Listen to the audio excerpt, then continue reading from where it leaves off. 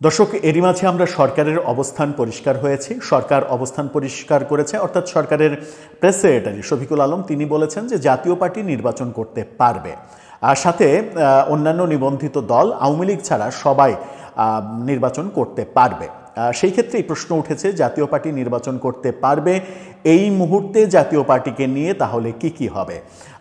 আজকে জাতীয় পার্টির একাংশ আনিসুল ইসলাম মাহমুদ এবং রুহুল আমিন হাওলাদারের নেতৃত্বে যে অংশটা বেরিয়ে গেছে জাতীয় পার্টি থেকে, সেই অংশ সাথে আনোয়ার হোসেন মঞ্জুর জেপি সহ 16টা দলের একটা জোট ঘোষণা হওয়ার কথা আমরা জানি।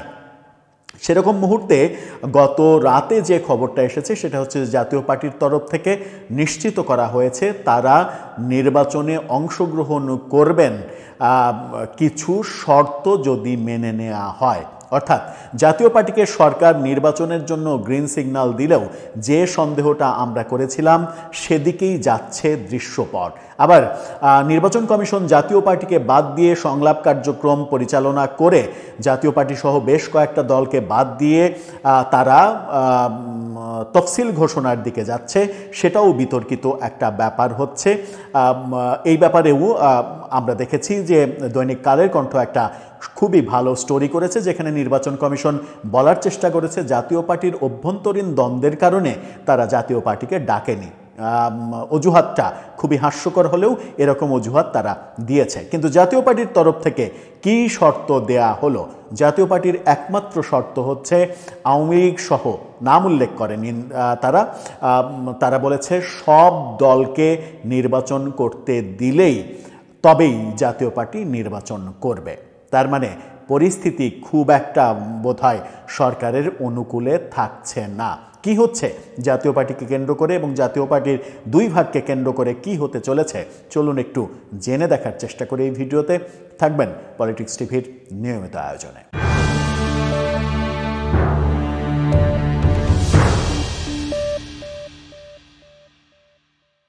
দর্শক, বলছিলাম জাতীয় পার্টির নির্বাচন করার শর্তের কথা।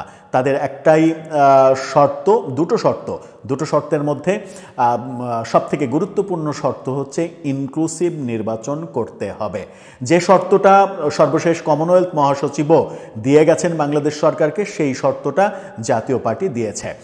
গতকালকে জাতীয় পার্টির মহাসচিব পাটোয়ারি, তিনি শামীম হায়দার পাটোয়ারি, তিনি জানিয়েছেন এই কথা। কি বলছেন তিনি? ইন্ডিপেন্ডেন্ট টেলিভিশনের শিরোনামটা দেখলেই বুঝতে পারবেন, সব গণমাধ্যমে এই খবরটা করেনি। ইন্ডিপেন্ডেন্ট টেলিভিশন বলছে যে শর্তে নির্বাচনে যাবে জাতীয় পার্টি জানালেন মহাসচিব। আসন্ন ত্রয়োদশ জাতীয় সংসদ নির্বাচনে সব দলের অংশগ্রহণ নিশ্চিত হলে জাতীয় পার্টি নির্বাচনে যাবে, এমনটা জানিয়েছেন মহাসচিব। দলটির কেন্দ্রীয় কার্যালয়ে এই কথা তিনি গণমাধ্যমকে জানিয়েছেন। শামীম হায়দার পাটোয়ারি বলেছেন লেভেল প্লেয়িং ফিল্ড হলে জাতীয় পার্টি নির্বাচন করবে। অর্থাৎ লেভেল প্লেয়িং ফিল্ড, সব দলের সমান সুযোগ এবং সব দলকে যদি নির্বাচনে অংশগ্রহণ করতে দেয়া হয় তাহলেই তারা নির্বাচনে অংশগ্রহণ করবে। জাতীয় পার্টির অনেকেই এই আয়োজনে ছিলেন, অনেকেই কথা বলেছেন। মোদ্দা কথা কি দাঁড়ালো? মোদ্দা কথা দাঁড়ালো সব দল বলতে কি বোঝায়? সব দল বলতে সরকারের পক্ষ থেকে যেহেতু বলা হয়েছে যে জাতীয় পার্টি নির্বাচন করতে পারবে এবং নিবন্ধিত অন্যান্য দলগুলোও নির্বাচন করতে পারবে, আওয়ামী লীগ নির্বাচন করতে পারবে না। জাতীয় পার্টির এই সব দল বলতে অবভিয়াসলি আওয়ামী লীগকেও বোঝায়। জাতীয় পার্টির এই অবস্থানটা নতুন নয়, এর আগেও জাতীয় পার্টির চেয়ারম্যান জিএম কাদের তিনি জানিয়েছিলেন যে আওয়ামী লীগকে যদি অংশগ্রহণ করতে দেয়া না হয় তাহলে জাতীয় পার্টি নির্বাচন করবে না, নির্বাচন বয়কট করবে।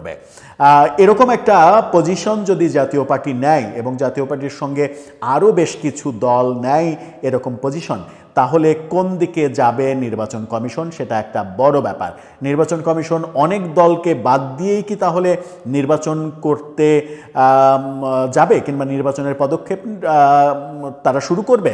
তাদের যে প্রিপারেশন, সেই প্রিপারেশন দেখে সেটাই মনে হচ্ছে যে কে অংশগ্রহণ করলো কে করলো না এটাতে তারা ডন্ট কেয়ার। যে ডনক্রিয়ারটা আওয়ামী লীগের আমলের নির্বাচন কমিশনকেও করতে দেখেছি আমরা, তার ফলাফল আমরা দেখেছি যে আওয়ামী লীগের আমলের নির্বাচন কমিশনার একজনকে বীর মুক্তিযোদ্ধা হওয়া সত্ত্বেও তাকে জুতা দিয়ে গালে মুখে পেটানোর দৃশ্যও আমাদেরকে দেখতে হয়েছে এবং তাকে গ্রেপ্তার পর্যন্ত হতে হয়েছে। এবং আওয়ামী লীগের সরকারের যে পতন গত বছর আগস্টে, সেই পতনটাও এই একপাক্ষিক নির্বাচনের জন্যই হয়েছে বলে বেশিরভাগ মানুষই মনে করেন।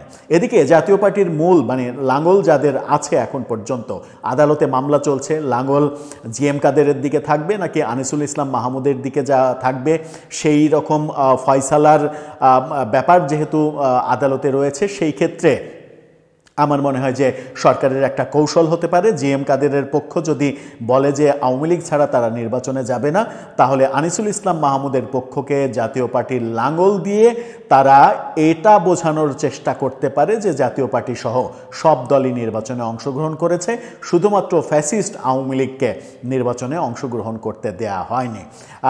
আদালতের রায়, প্রশ্ন আসতে পারে যে রায় তো দেবেন আদালত, তাহলে এখানে সরকারের কি যায় আসে কিংবা নির্বাচন কমিশনের কি যায় আসে? এক্ষেত্রে শুধুমাত্র ছোট্ট করে একটা কথাই বলা যায়, সেটা হচ্ছে যে দুটো কথা বলা যায়। একটা হচ্ছে যে আওয়ামী লীগকে নির্বাহী আদেশে কার্যক্রম নিষেধাজ্ঞা যখন দেয়া হলো, সেই দিনই তড়িঘড়ি করে নির্বাচন কমিশনকে আমরা দেখেছি আওয়ামী লীগের নিবন্ধন স্থগিত করে দিতে। নিবন্ধন স্থগিত করার কোনো ইতিহাস কিন্তু নির্বাচন কমিশনের নেই কিংবা আইনেও নেই, কিন্তু সেটা তারা করেছে। অর্থাৎ সরকার যা বলেছে তাই করেছে।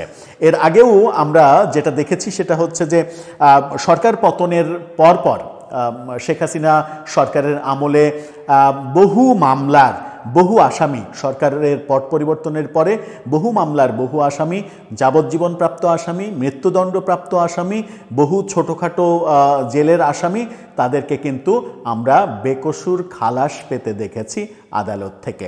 সুতরাং একথা তো অস্বীকার করার উপায় নেই যে বাংলাদেশের রাজনীতিতে আমরা বিভিন্ন সরকারের আমলেই দেখেছি আদালতে নগ্ন হস্তক্ষেপের ঘটনা। সেই ঘটনার থেকে এই সরকারও বের হতে পেরেছে কি না, এই তর্ক কিন্তু রয়েছে। যাই হোক, সেই ব্যাপারে কথা বলতে চায় না। আজকে জাতীয় পার্টির বেরিয়ে যাওয়া পক্ষ, আনিসুল ইসলাম মাহমুদের পক্ষ এবং আগে বের হয়ে যাওয়া জেপি আনোয়ার হোসেন মঞ্জুর জাতীয় পার্টি, তারা মিলে 16 দলের একটা জোট করছে। এটাও আগামী নির্বাচনের রাজনীতিতে একটা বড় প্রভাবক হিসেবে কাজ করতে পারে এবং শেষ পর্যন্ত সমঝোতার ভিত্তিতে যদি মূল জাতীয় পার্টি এদের সঙ্গে যোগ দেয় এবং এই টোটাল জোটের ওপরে আওয়ামী লীগের ভোট ভর করে, তাহলে আগামী নির্বাচনের ইকুয়েশন পরিবর্তন যে হবে সেটা নির্দ্বিধায় বলা যেতেই পারে। এখন অপেক্ষা জাতীয় পার্টির সিদ্ধান্ত পরিবর্তন হয় কিনা, আর জিএম কাদেরের জাতীয় পার্টি এই সিদ্ধান্তে থাকলে নাটকীয়ভাবে লাঙ্গল আনিসুল ইসলাম মাহমুদের জাতীয় পার্টিকে দিয়ে দেওয়ার ঘটনা আমরা দেখি কিনা, সেই দিকেই আমাদের অপেক্ষায় থাকতে হবে। দর্শক, আপনার মতামত এ ব্যাপারে জানিয়ে লিখতে পারেন আমাদের কমেন্ট বক্সে।